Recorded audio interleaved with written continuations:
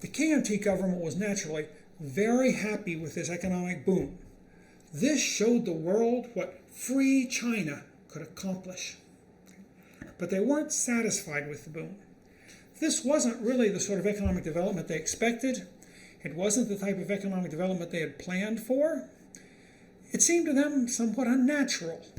Who ever heard of a country growing rich, making plastic toys and ladies' shoes for the world? Okay?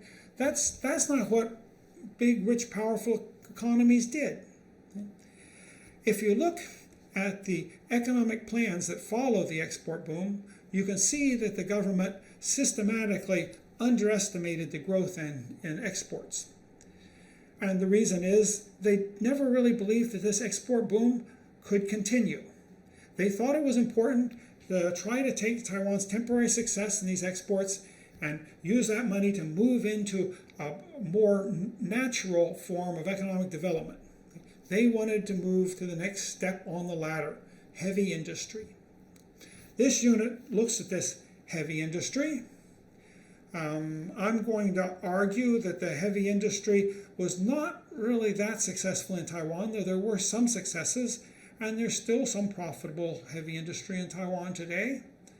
I'm going to use this first section to kind of go over the government's attitude and its position as far as heavy industry was concerned in Taiwan. I'm also going to take a look at one of the successes Taiwan had with heavy industry, and also a failure, to kind of give you the idea of what sort of problems Taiwan was up against in trying to create heavy industry. The next section, I'm going to focus on the 10 major projects. I think this is kind of the government's attempt to shove Taiwan back on the main road to economic development. And then finally, I want to take a look at South Korea and compare it to Taiwan, because South Korea was more successful in moving into heavy industry. So, why was that? What are the differences between Taiwan and South Korea? I pretty much see this heavy industry as a dead end, though again, there was some successes, so it's not completely a dead end. But what really takes Taiwan's economy to new heights is going to be the electronics industry, which we'll talk about in the next unit. Okay? And I don't think the electronics industry really has much to do with the sort of heavy industry that we're going to be talking about in this section. I've already kind of gone over the simple story of economic development that was popular back in the 60s and 70s and maybe 1980s. The simple idea that you go from a land-intensive agricultural economy, you use that to raise your population. Then when you get too many people for the land, you go into labor-intensive production and manufacturing. And then you build up capital from the labor-intensive manufacturing. So eventually you'll get capital-intensive production, heavy industry. And then later on, they kind of tacked on another part of the story. When people started moving away from heavy industry more toward electronics, then they started talking about the importance of human capital. And if you build up enough capital, maybe you start building up more human capital, and then you can move into more technology-intensive production. But that's the ladder to success. And it's often assumed that all countries more or less follow this, they follow the same pattern. Okay, and they go up the ladder the same way. In Taiwan, the idea was that Taiwan used to be an agricultural economy. Now it's moved into labor-intensive manufacturing. It's producing textile products, things like this that are done with lots of labor, very little capital. Now it's time to take the next step and to move from textiles, labor-intensive production, up to heavy industry, producing things like steel, using lots of capital. So that's kind of ideologically what people are thinking. I think a lot of people in the Taiwan government is thinking this, and I think a lot of development experts that are advising Taiwan are thinking the same thing. This isn't, though, really what happened historically in Taiwan. If you remember this old graph that I showed you when I talked about the sugar industry, back in the Japanese era, early on, Taiwan actually had more manufacturing than the Japanese did. Even in the 1930s, after the Japanese, manufacturing had grown more, Taiwan's manufacturing was almost as much as the Japanese. And the reason for this was mainly sugar mills. Sugar mills are capital intensive. They don't use a lot of labor. They use lots of capital. They're clearly a form of heavy industry. Of course, it's kind of an artificial heavy industry. The capital is coming from abroad. It wasn't built up in Taiwan. But after the war, the Taiwanese government inherits, from the Japanese, or actually nationalizes it, seizes from the Japanese all these sugar mills. And in the 1950s, if you look at Taiwan's manufacturing, it tends to be very capital intensive because the most important sector in manufacturing is still sugar. So, what this kind of shows you is that moving on to heavy industry might be an indication or a sign of economic development, because you need to somehow get capital before you can start doing heavy industry. But it's not really a cause of success. Right? I mean, if you try to do heavy industry before you've got the capital to do it, it's just going to distort your economy and it's going to hold you back. And so what happened really with Taiwan is that in the 1950s, this manufacturing was more capital intensive. The big boom in the 1960s comes from a movement from capital intensive manufacturing toward labor intensive manufacturing, because that really is, Taiwan's more comparative advantage. In particularly, I say that their comparative advantage is, kind of the speed intensive production with lots of labor, which is very flexible. So I think in Taiwan, you don't really see the pattern of going from agriculture to labor intensive production to capital intensive production. But that was the idea people had, and I think it was kind of the idea that it captured the minds of many of the economic policy makers in Taiwan and throughout most of the world. Taiwan's heavy industry was virtually all state-owned industry. I mean, first of all, there is the sugar industry, which I just talked about. That's kind of the father of Taiwan's heavy industry. That's by far the most important of the heavy industries as far as just production is concerned in the 1950s. But there are other heavy industries out there, all of them run by the government. There's the China Petroleum Corporation. Okay, it was founded on the mainland. After the war, it took over the Japanese facilities for making petroleum, for doing refining these products. They took this over in Taiwan.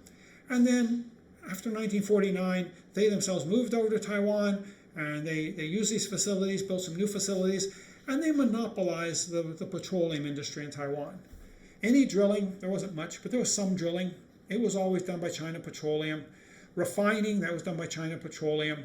The wholesaling and the retailing of gasoline, that was done by China Petroleum.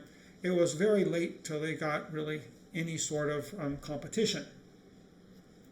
Another important example of this early heavy industry, Taiwan Shipbuilding Corporation. Okay. Mitsubishi had shipbuilding facilities, though I think it was mainly ship repair facilities here in Taiwan. Again, after the war, it's nationalized, taken over by the government. In this case, I think it was taken over by the provincial government. Then there's the Taiwan Fertilizer Corporation. I've already mentioned that the government had a monopoly on fertilizer. They used it to get rice out of the farm sector. Okay. Taiwan Fertilizer Corporation, it produced or imported all the fertilizer that the Taiwan farmers could use. Basically, they produced as much as they could. You needed some more. They themselves imported it, and then they sold it to the Taiwanese farmers in return for high payments. Okay, they earned monopoly profits for the government. The most advanced, I guess, technologically heavy industry in Taiwan was the Taiwan Aluminum Corporation. Again, that's a Mitsubishi creation. They built the aluminum factory in Taiwan back in the 1930s, and at that time it was the second largest operation in the world making aluminum. It was big. Okay. When after the war, the government takes over the aluminum corporation, and they're really proud of it. Okay, it is kind of the crown jewel, okay, of the economy. They advertised it a lot. It was a sign of how modern Taiwan really was. Okay. The problem is aluminum, it lives and dies off of cheap energy. Okay. Making aluminum, the main cost is the energy. Under the Japanese in the 1930s, there wasn't a lot of other demand for energy, but there was a lot of hydroelectric energy being supplied. This caused the energy prices to be low in Taiwan, so it was an ideal place to put an aluminum plant. And Taiwan produced 20% of Japan's aluminum. After the war, you start getting a growing demand for energy. And Taiwan's energy sector can't keep up. Okay? There's already, most of the hydroelectric power is harnessed pretty early on, and then you're going to have to start finding other types of power. And the government did expand the nation's power supply at a fairly fast rate, but it couldn't keep up with this explosive demand. So energy became scarcer and scarcer. They had to eventually just close down the aluminum plant. It just didn't make sense anymore. This is a picture of the aluminum plant as it was, I don't know, some years ago. I think they've turned it into maybe some sort of performance or an exhibition area. Okay? But I mean, it was a big factory. So when you talk about heavy industry in Taiwan, you're talking about government industry. This is one reason the government wants to push heavy industry, because it is kind of pushing government industry, it's pushing state-owned enterprise. Of course, the people in the government, they want to kind of expand, their operations. Okay, so that gives them more power. Okay, so lots of people in the government, they want to move toward more heavy industry. Ideologically, Taiwan is ruled by the KMT. They base their idea on Sun Yat-sen's 3 principles of the people. One of the principles is the principles of people's livelihood. Again, the principle of people's livelihood is a type of commanding height socialism. Maybe you could call it a nationalistic right-wing socialism. They believe that the government should control the commanding heights of the economy.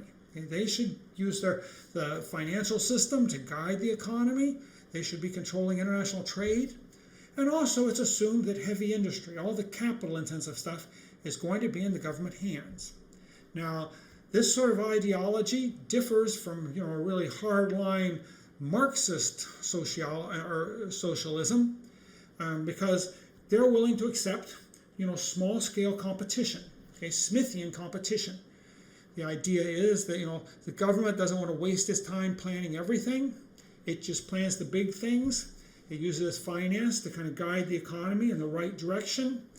But underneath it all, farmers can buy and sell their stuff on the market sometimes, though rice and sugar is controlled now, but you still have vegetable markets and fruit markets, things that the farmers can sell to. You still have all the little ma and pa stores. The government doesn't want to bother with that. A lot of little workshops for just local production, a lot of restaurants. These are things the government, again, doesn't want to bother with. Even things like textile mills, they're privatized, though they're kind of under government guidance, and the government has a lot of policies in order to push them in the direction the government wants to go. But private enterprise and markets are seen as a legitimate tool of the government, since the government from the commanding heights can use these tools to control the economy.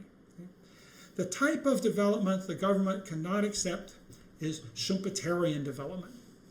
This is Schumpeter, Joseph Schumpeter, one of the best-known economists from the early 20th century. He argued that economic development is not based on Smithian competition. It's not a matter of just gradually learning by doing by these small people in these little markets, or maybe in these perfectly competitive markets with lots of little people. Right? He believed that economic development was based on giant leaps, taken by great entrepreneurs who took the economy in unexpected directions. And in doing so, they caused a lot of creative destruction. They destroyed the old ways of doing things, destroyed the old markets, created new markets and new ways of doing things. So that was Schumpeter's big idea, and that's the idea that this sort of more right-wing socialism just can't accept. Okay, they do not allow Schumpeterianism, or at least they're not comfortable with it. It's the government that needs to be deciding which direction the economy goes. You don't have a lot of entrepreneurs out there that can just take off in their own direction and do unexpected things that are going to mess up all the government plans. Okay? That's what's not acceptable. And so it's just assumed that the big factories, okay, this sort of stuff, it's going to have to be run by the government.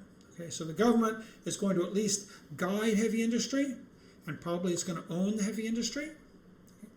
Another thing is that the government's concentration during this period is on power. They see themselves in a Cold War with the Chinese communists.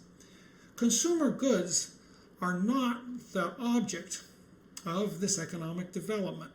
I mean, it's nice that people are getting richer, but what's really important is how strong your country is.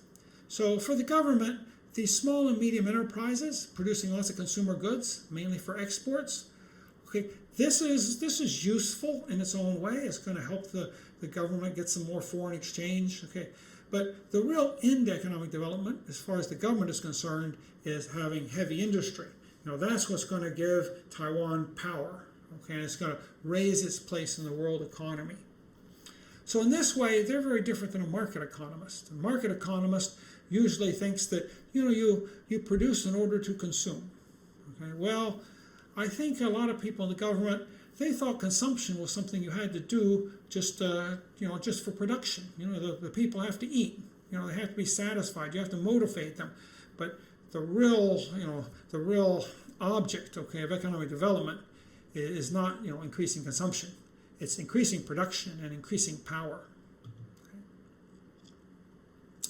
Now, by about 1970, you're seeing more and more criticism of this, this new export sector, okay, of the economy. Okay, some of this criticism I've taken here has been given by foreigners who were invited in by the government to take a look at the economy and give them some advice. Most of this criticism, though, is criticism that was taken up by the government. Okay. One of the big criticisms the government made was this new, export sector. It's making Taiwan too dependent on trade.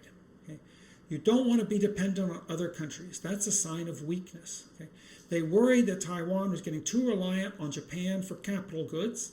And after the American aid ended, by the mid-1960s, most of Taiwan's capital goods, the machinery that was being imported, does come from Japan. They also worried that Taiwan was getting too reliant on the United States as a market. Okay? So they say we need to move more towards self-sufficiency.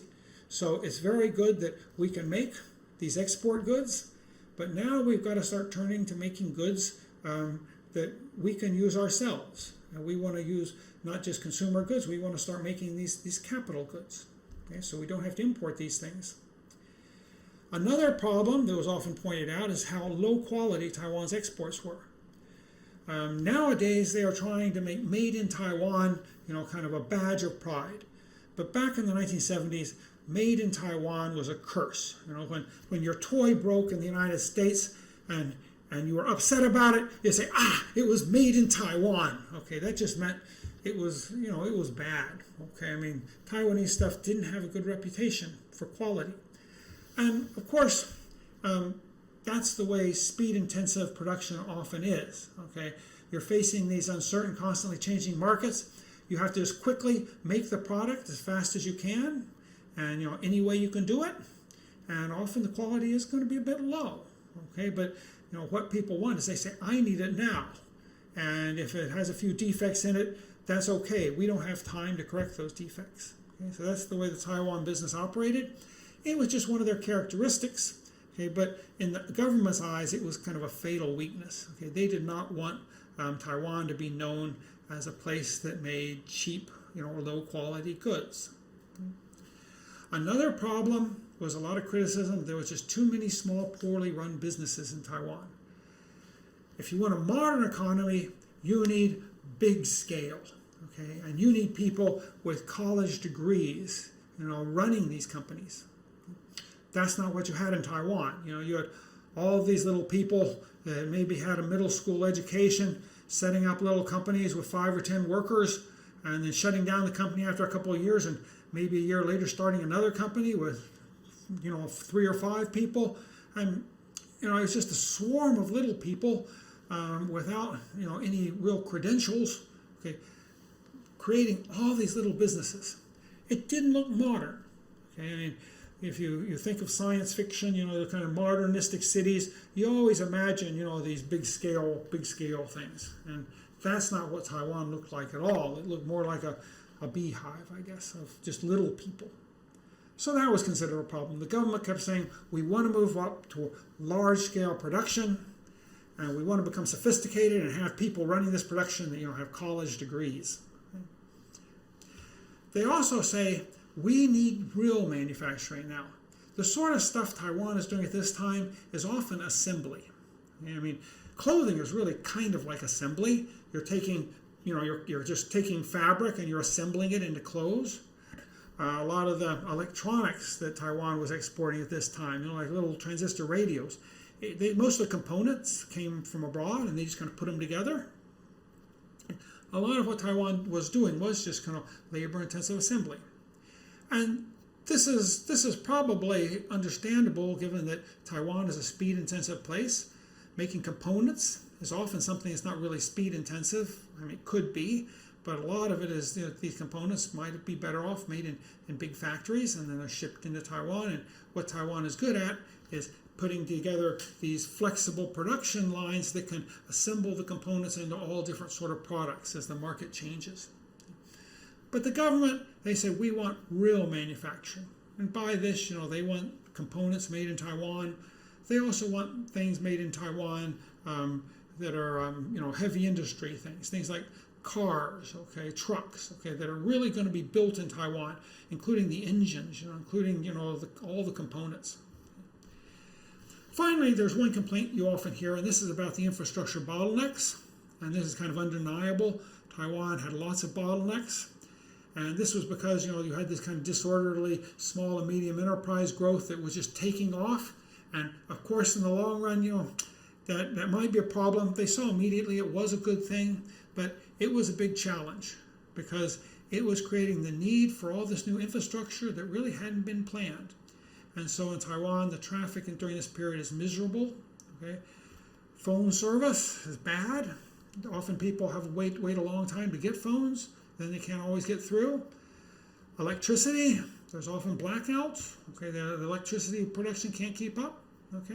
So this is also another problem. This growth is good, but it's kind of out of control. All these small people are growing, and we never know what's going to happen next. And how are these, how is the power company, and how are the people building roads? How are they going to be able to keep up with this? So that's kind of where the government is, and they're trying to find some way to push growth more into a direction they're comfortable with. If they push it more into heavy industry, they think that is a more modern way to go. It's the normal way that one economically develops. And by the way, it's also a way to give the government, kind of a bigger role in the economy, and move away from all these small and medium enterprises, which are just getting a little bit out of control and a little out of hand. So this is kind of where the government is at. And what they do is they put forward this, 10 major projects. I'm going to talk about that in the next unit.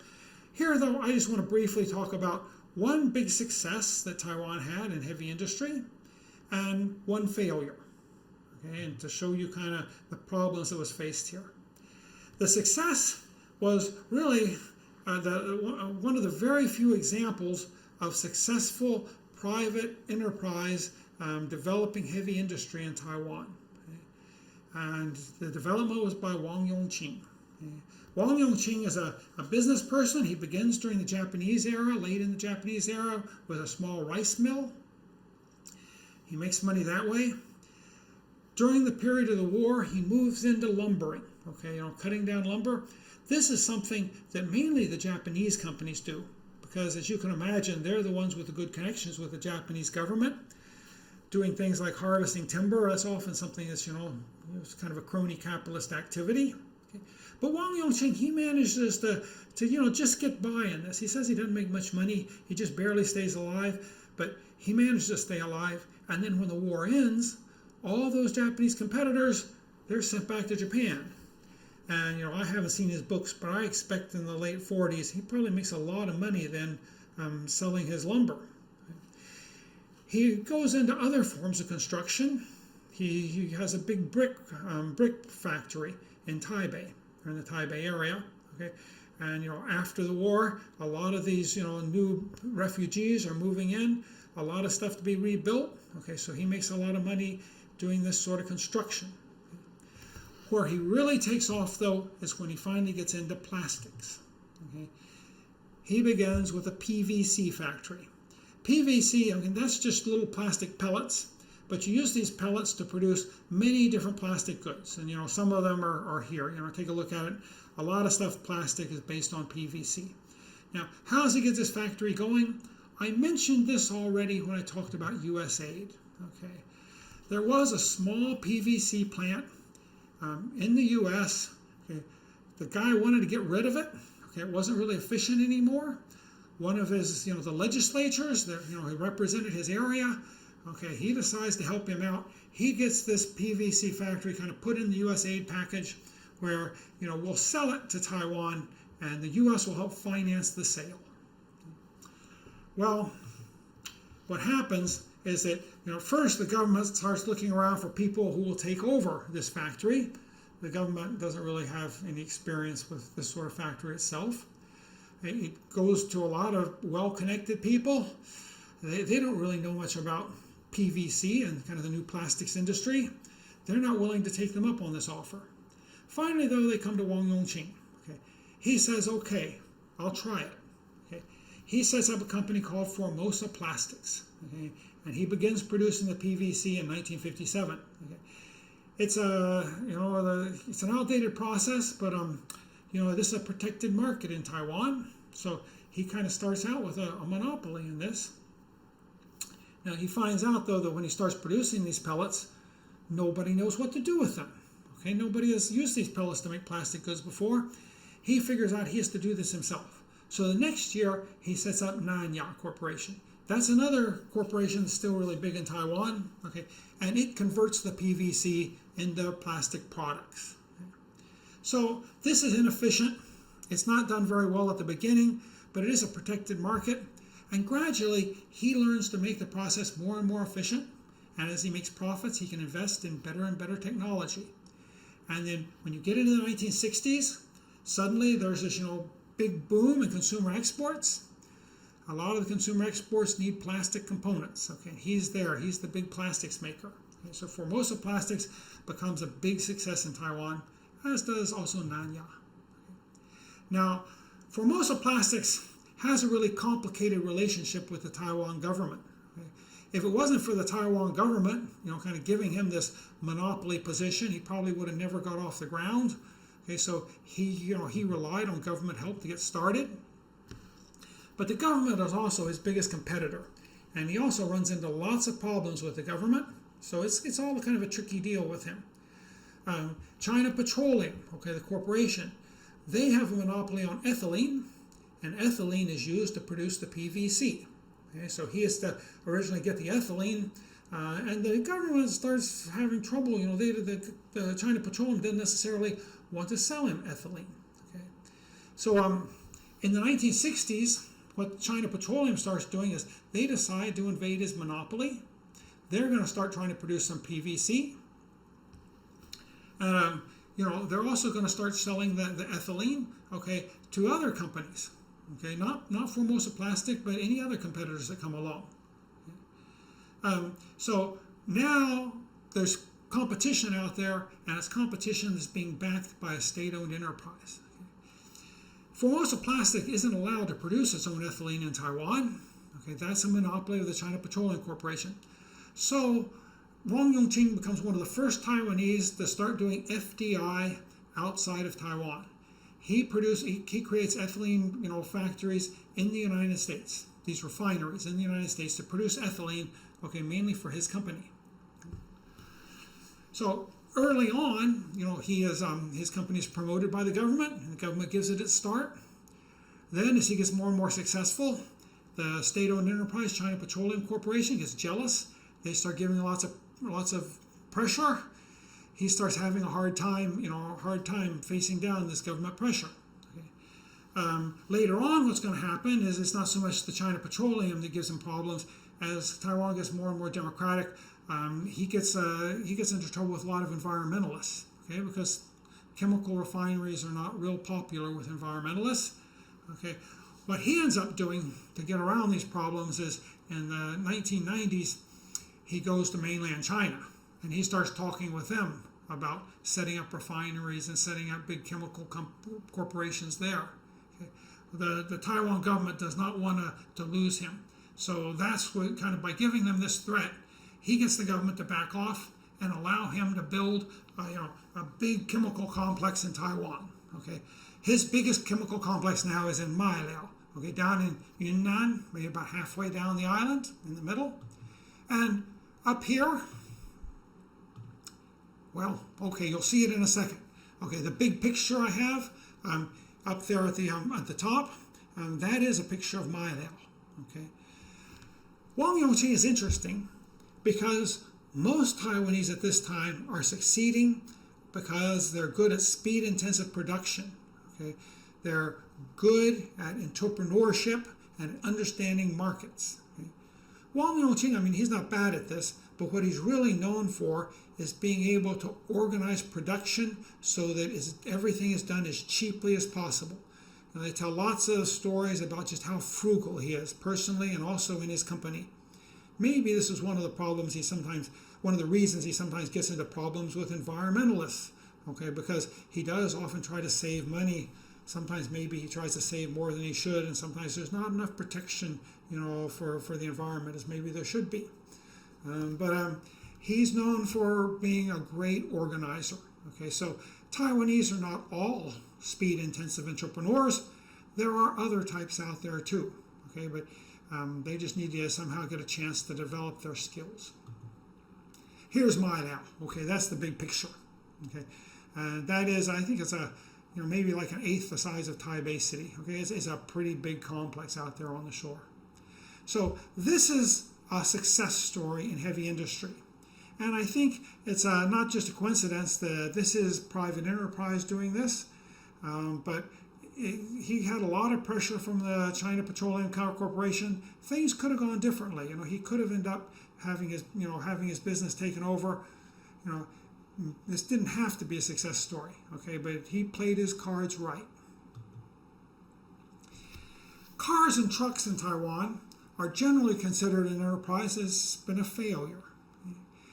Tang'an, the Tang'an Iron Corporation, that was an early private corporation that was the biggest employer in Taiwan, biggest private employer in Taiwan at one time, in manufacturing at least. It wanted to build cars. It had this dream, okay, but it wasn't politically connected enough. The government would never license it to produce cars, and you had to have government permission to move into a field like this. There was somebody with better connections, Yin Qingling. He was a mainland business person from Shanghai. Okay? He comes over. Originally, he set up a textile mill, made some money that way, but he was more into engineering. He didn't want to just do something that was labor intensive. And he finally gets a permission to set up a company to make automobiles. But he's just an assembler, really. Okay, he sets up Ulan Motors. Okay, Ulan. Okay, however I should pronounce it. And it's allowed to assemble cars. Okay, though what it's doing is it's pretty much importing car parts, all except the simplest parts, and just putting them together in the factory. 1957, he starts assembling Nissans, okay, for the local market. He also does some of the works with Willys, okay, to I think produce some Jeeps. Eventually, what happens to Ulan is that they start producing their own car, but this is more recent history. When China opened up, okay, eventually they go into the market here, and they start producing their own parts. And in Hangzhou, they start producing the Luxgen car. Okay, this is a car designed in Taiwan, but the Taiwan market is too small, so it's produced in China, and then it's sold a number of different places. So this is a company that was successful, but its real success comes once it kind of moves out of Taiwan, because Taiwan is such a small market. The government wanted real production. It didn't like assembly so much. So this was okay. This was good enough for a start. Elon's assembly of the Nissan cars, but the government wanted to do more basic manufacturing, and there was a couple attempts at doing this. The first attempt here, the Big Auto Plant Project. Okay, this was 1978 to 1984. What the idea was here is that China Steel, which is a new company and that was set up during the 10 major projects period. Okay, they wanted to start producing cars. They didn't know how to do it, so they wanted to do a joint project with some foreign automobile company, okay, to produce cars in Taiwan. Okay. The government, though, it wants control. Okay, this is going to be heavy industry. The government should control it. So the government pretty much insists that China Steel and maybe a few other government investors will control the majority of the shares in the company. Toyota is supposed to come in as a minority investor, okay, and they're supposed to bring the technology. And the idea is to produce 200,000 cars a year. This is very ambitious, okay, because Taiwan's market is only about 150,000 cars a year. So the idea is that they're going to export half these cars, but even then, they're going to, if they export half the cars, that's still 100,000 cars they got to sell in the Taiwan market. They've got to take over 2/3 of the Taiwan market. Actually, during this period, there are a lot of countries out there that are working on this sort of project, kind of for a national car. Most of them, though, don't go very far. And in Taiwan, what happens is they negotiate with Toyota for quite a while, but Toyota is not, just not open to taking that minority share and giving up control of its technology to the Taiwan government. And so finally, the project is just admitted to be a failure and it falls through. Another attempt at making, automotive stuff, in this case trucks, was the Huadong trucks. This again was kind of early 1980s. This is pushed by the military. They wanted to make their own trucks. Okay, they chose GM as a partner, and this is because GM was America's biggest company, and this was a political decision. They wanted to get in good with the United States. Okay, so this wasn't really an economic decision. GM comes in, and they do a study of the market. They tell Taiwan, this isn't going to work. Okay, so the idea is again a joint venture between the government and GM is going to give the technology. The government is going to try to retain most of the control. Okay, but it's a small market, and GM tells them this isn't going to work. Our technology, there's just no way we can make a profit doing this. The government decides to go ahead with it anyway. But what GM does is GM gets the right to pull out at any time it wants. Okay? They build the factory kind of to the government's the way the government wants them to build it, and then very quickly they just leave. They say we don't want any part of this. It's not going to work. Okay? And this project eventually too kind of falls through. So what are the problems here? And there's two problems basically. One is that Taiwan is for kind of a very small market scale. It's not a very big economy. So it's hard to get a lot of heavy industry in such a small economy. It's hard to start out building a car that's going to be able to take over 2/3 of the country's market. Okay? Trucks, or even smaller market for trucks than for automobiles. Okay? Trying to put up a big production line for trucks, that's also it's too big a factory for such a small economy at this time.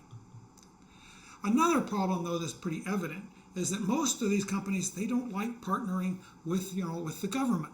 Okay? The government is not necessarily a profit maximizer. It might want this project for lots of different reasons. So as far as the government gets control, you're never really sure that you're going to make a profit. Okay? And so also the government comes in and says, we want to hire more workers, okay, for political reasons. Okay, maybe they decide they want to produce something new for political reasons. Okay? This is something that most private companies are not willing to deal with. If you want to have a state-owned enterprise, maybe the government just does it itself. Okay, but it's very hard to have a joint enterprise between a private company that just wants to maximize profit and a government that It's kind of being pulled in all different directions by its political policies. So, those are the big problems, okay, that Taiwan is going to be facing, and probably these are two big reasons that Taiwan never does get to be very important in heavy industry. Okay, in the next section, I do want to look at the 10 major projects, which are partly a heavy industry story, also, though, an infrastructure story.